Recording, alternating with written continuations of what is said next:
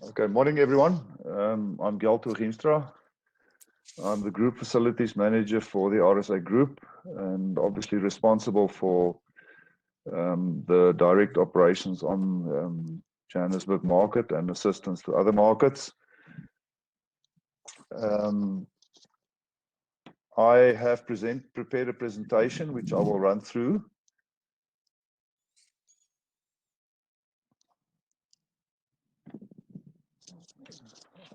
Wendy, can you hear me? And I just want to get confirmation if you can see the presentation.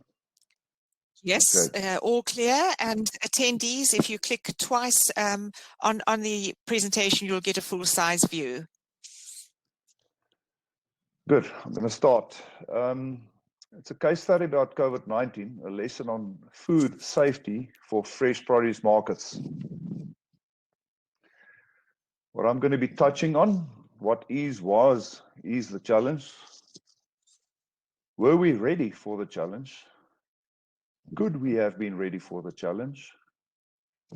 Making sense of the challenge, preparing for the challenge, checking the readiness for the challenge, and dealing with the real challenge and then the lesson. What is the challenge? When COVID-19 started, in Johannesburg market, we had a few instances where in one case, we were called in one afternoon after sale. I think it was about 2 o'clock in the afternoon, where we had to go to the city. And the IMASA group from Johannesburg market were given basically an ultimatum on give us a good reason to keep it open.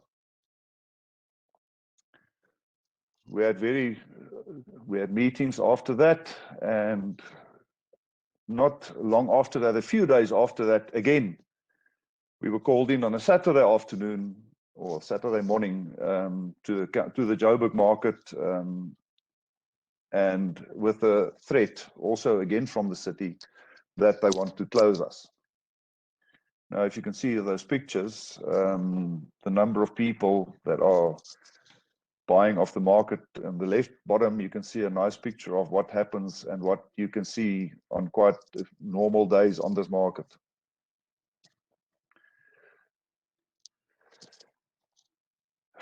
Fresh produce, from the fresh produce market, Johannesburg market alone supplies about 53% of the fresh produce on the national markets. The balance is 47%, which is 47% Johannesburg, 53% the rest of the markets.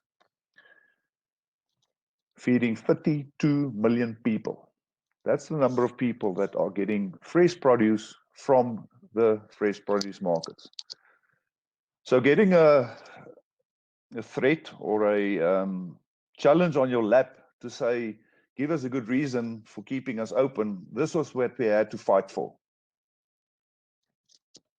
Keeping this place open, keeping the market open, especially in Johannesburg. Were we ready for the challenge? That's a good question. And hopefully I'll answer. In 29, we had SARS. The first, I think it was called swine flu or bird flu or whatever. That was in 29. Up to 203,000 deaths around the world. Then we had a salmonella outbreak, 2013, 2014, 2015. Everybody knows, could possibly recall that. Then in 2017, 2018, we had listeriosis. These are all things that are prevalent in the food industry and needs to be looked at to ensure that it doesn't become a problem, specifically salmonella and listeriosis. At that stage, SARS wasn't a problem on markets. Yes, people get sick, people get flu, that's normal. And then we had COVID coming in. The first notices where NICD was started testing was 28th of January 2020. Could we have been ready for the challenge? The South African Institute for Risk Management, IRMA, did a risk report in 2015 for South Africa, and There they highlighted antibiotic resistance bacteria as one of the risks that was identified. Later in that report, it was highlighted that Ebola could be a problem. A passenger arriving at one of our airports with Ebola, that was highlighted. But if you look at the risks, that the top 10 likelihoods that were identified, it did not appear in 2015. Nobody thought of a thing like COVID-19 or similar. The NICD started testing people on 28th of January 2020.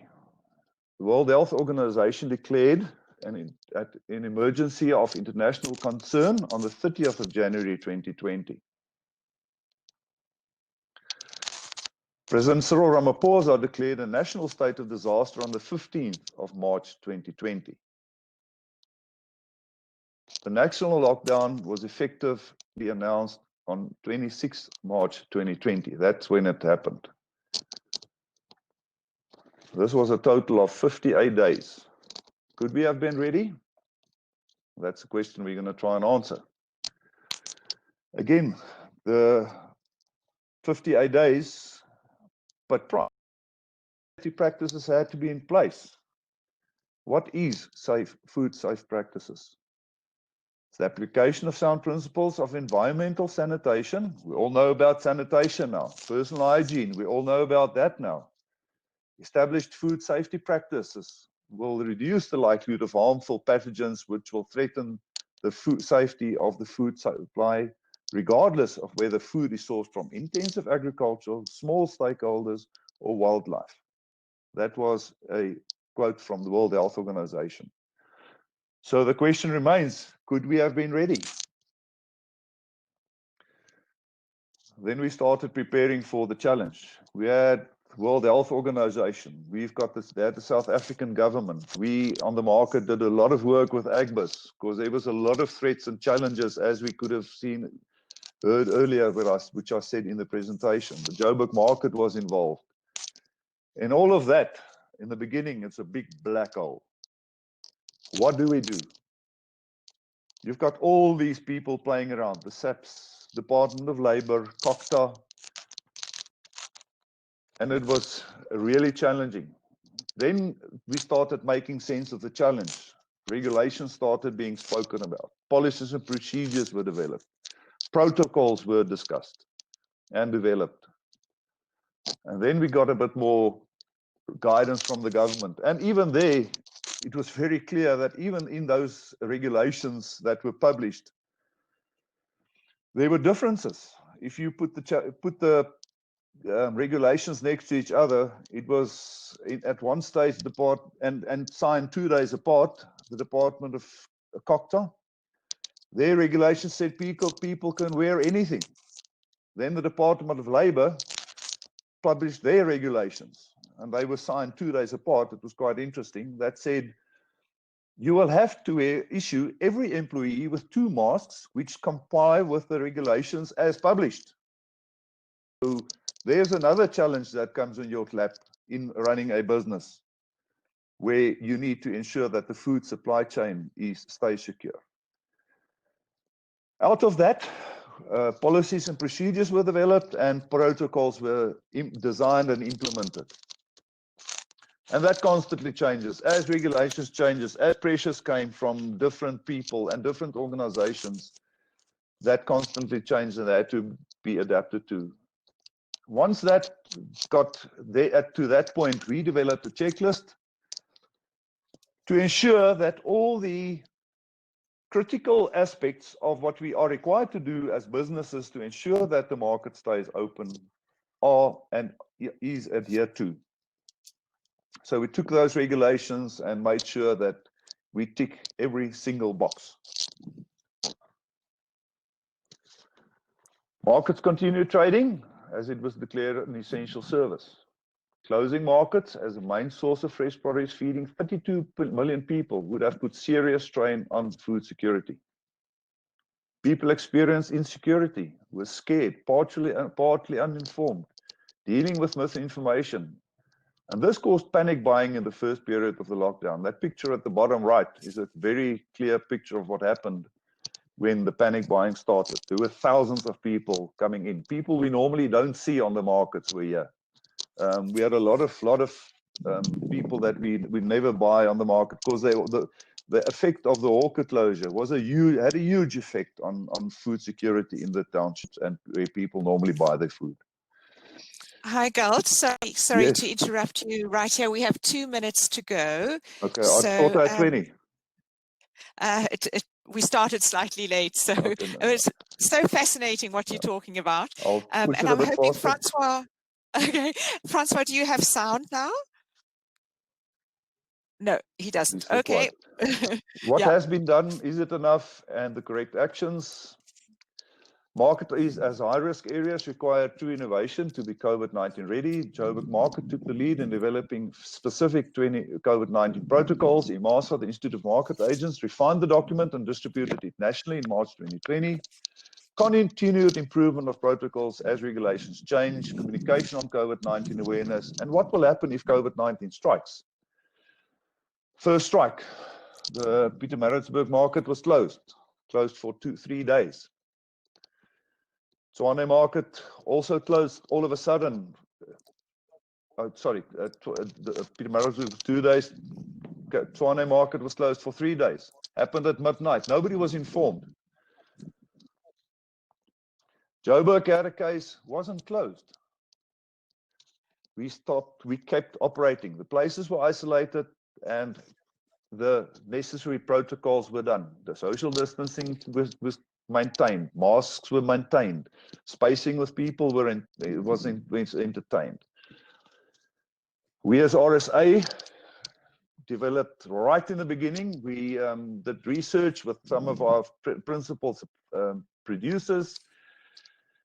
And we came on with a concept where we started sanitizing big areas with chlorine. It is not expensive. It's the most cheapest way of sanitizing a place, and it can be done every single day. It is very effective.